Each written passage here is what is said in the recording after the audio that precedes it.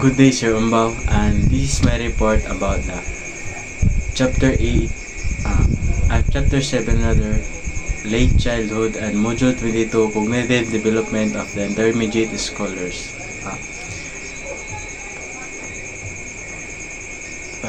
Please, Ibron, who wants to read the introduction? Okay, thank you. In late childhood, mental skills develop rapidly according to Piaget. According daw kay Piaget, ang late childhood daw is ang ilaha daw mental or ilang cognitive development is naga-rapidly growth daw or paspas ilahang pag-develop sa ilang mental ability. And ang children daw during this stage is kanang makahuna-una daw sila og tarong, maka sila og concrete and kanang sa mga paspas nga or mga immediate situation. Ang ilang mga mga reasonings diri ang stage is pa daw still limited pa daw gihapon, but from support sa ilang parents, teachers and community, they can thrive intellectually. Makakuha na sila daw makasuwag or makakuha sa ilahang intellectual ability kanang kaya na nila makakuan kay tungod sa mga supports from our parents and teachers. Please, who wants to read about the abstraction? Okay, thank you. In abstraction, intermediate school children experience improved cognitive abilities compared to their earlier years. Yun diri sa abstraction daw ang intermediate scholars or intermediate children is naka-experience na daw sila or sa ilahang naka-feel na daw sila ni-improve na ilahang cognitive or ilahang thinking ability or ilahang ability to understand things ni-improve na daw kay nakabantay sa ilahang earlier stage or earlier childhood. They handle more complex schoolworks, engage in daily problem solving and use logic. Maka-handle or kaya na din nila i-handle ang ilang schoolworks or kanang ginhatagan sila mga assignments ng teachers. Kaya na daw nila na-answer or ma-handle nila, and pag-engage sila kapag makasukat na sila o sa ilang mga daily problem diri ang stage nila ang kining mga intermediate school children ay ilang mga common problem is ang magid ang mga about sa physical, wala pa kaya sila problem about their mental kay ang ilang mga nauna ni is dula dito ingana lang kay diri sila ang kid diri ang stage is maka-learn sila through their surroundings or di mo na kita og play age diri nga stage and they begin thinking about the future, show interest in career and develop hobbies or collection. Makakuha na sila kanang future like sa ato sa una may pagtanan sa atong teachers nga what you become sa daw mo gusto mo kuha sa imong future. Gusto ko ma'am kanang mahimo kong sunalo or maestra or etc. Anak mo na sila think na sila sa thinking about nagsugod na sila thinking about their future nag-show na sila sila interest maningkamot ko iswila kay para makakuha na ako ni nga buta mahimo kong sunalo mahimo kong maestra diri nga stage man na lang naga-focus and diya sa module 22 sa creativity. Ako mo basa day. Creativity is not the finding of a thing but making something out of it after it is found. Jim Russell. Slide title. Please pakibasa ko sa first and please pakibasa ko sa first. Okay, thank you. Ang ingon diri sa first is encourage different response from each other.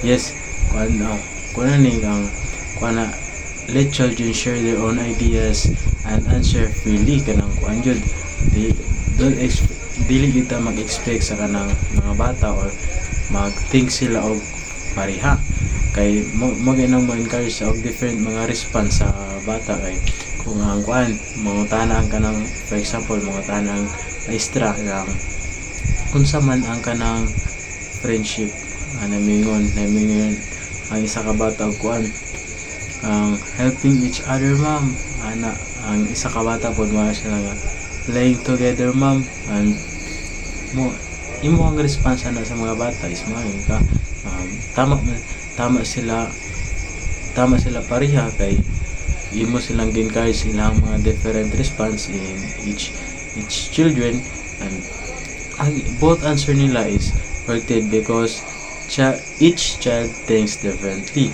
One is ang encourage different response from each child and the second is palihog kog pasa. Okay, thank you. The second is celebrate uniqueness. Mingon tag celebrate uniqueness mo siya ang appreciate what makes each child special, their talents or skills or and personalities. For example, once ang isa ka bata is good siya kanang maayo siya mo drawing, aning isa kay maayo mo kanta, ang isa kay hawad mo basketball nga bata, ang isa kay maayo mo kuan kanang bright siya or kanang makasabot siya dayon. Ang teacher ana kay gina-praise nila all of them equality, showing that everyone has their own strength. Yes, ang ilang strength sa ng each child is ang strength nila kay sa pagdrawing kanang maayo kay sila nga mo lang strength niya sa pikas kay kuan kanang nindot siya tingog mo na mga strength sa kuan mo nang sa second is to celebrate og uniqueness kita sa mga bata kay kuan para dili sila ma-down. And the third one is break stereotypes. When we say break stereotypes kanang mo stop unfair or old beliefs about people abilities based on gender or looks. Magkuan gyud ani kanang ato gini i-break nato ni stereotypes kay kuan para mo stop taw kanang magkuan dapat fair tatat sa tanan sa kuan. For example ang kasagaran ng common nato nakita sa mga basketballist kuan is mga lalaki. Para ma-break na to stereotypes is encourage na tong mga babae nga mo join og basketball o parlaon sila and ang kuan pod ang mga lalaki pod is kuan pod mo join pod sila sa mga pagluto-luto ng mga activities and para mapakita gyud sa kuan sa tanan nga kanang sila dia is makakaya din bisag unsa or they can do anything. Wala silang i-break natin ni stereotypes kay para kuan fair gyud ta sa tanan like welcome sila tanan. Ang kasagaran to sa makita nato ang basketball is sa lalaki, i-encourage nato mga babae nga modula sila ana kay para fair. And ang mga boys is encourage mo nato dili sa mga makeup pero kuan po kanang sometimes makita nato biskan makaingon tawag kanang kuan pero boys kito sila kanang hilig lang nila kanang fashion lang nila nga mag makeup pero encourage gyapon marang that's we call fair or di break ang stereotypes. Yes, and the fourth one is please pakibasa ko. Okay, thank you. The fourth one is value process over product. And dili ang meaning ani is focus on how the child learns and tries not just the final output. And yes, for example ani is ang student is kuan ng ang ilang art project nila is kanang lain tanawon or kuan lain kanang wala na tarong pero ang maestra pag ang student nila sila art project nga nipasa ang student pero dili kay siya nindot kanang look kanang messy kay tan-awon. Pero ang teacher is kuan niya giingnan niya indutan niya kanang i-praise niya ang effort sa bata o ang creativity kay instead of imo na siyang i-judge ang drawing is imo mas nindot lang gyud og imo siyang i-praise or imo siyang kuanan kanang imo siyang kuan nga dili mo siya i-discourage ba sa iyang gibuhat, imo siyang encourage nindutan na kay because nagkuan sila sa ilang man effort ila nang kuan nila creative na sila creativity nga nung nabuhat nila nag-effort sila na. That's why value process over product. And the fifth one is reduce stress and anxiety in children. Yes, create a calm, happy, and supportive learning environment. Yes, for example, is kay ikaw nga maestra or maestro pohon kay be it teacher, be it educators man, be it man ta, be it educators. Instead of scolding students for kanang sa ilang mga mali, is let ang teacher na or kita is mo kwanta na mo ikalma tong galon niya nga mo explain ta sila ni encourage na to sila nga kan ayaw og quit, mo try ka next time. That's what we call fail or first attempt in learning. Yes, encourage niyo sila games kay naikuha ng i-reduce nimo ilang stress and anxiety sa mga bata. Yes, mo na siya. And the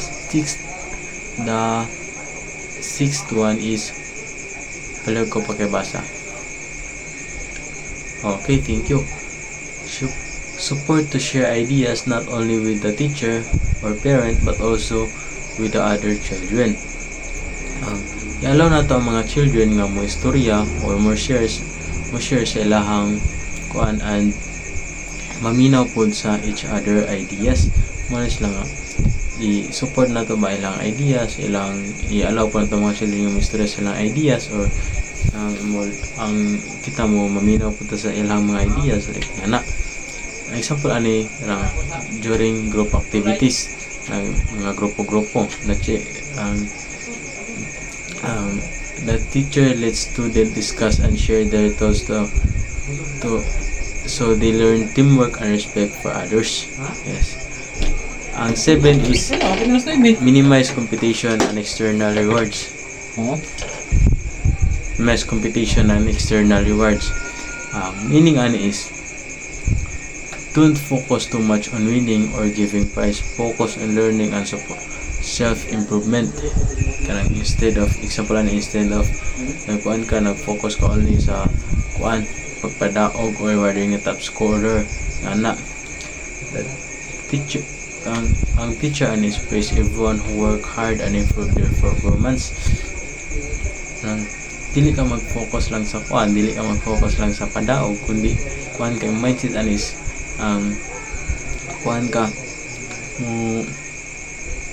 train ka o train ka like a champion and fight like a champion. Yes, that's all for my report. Thank you.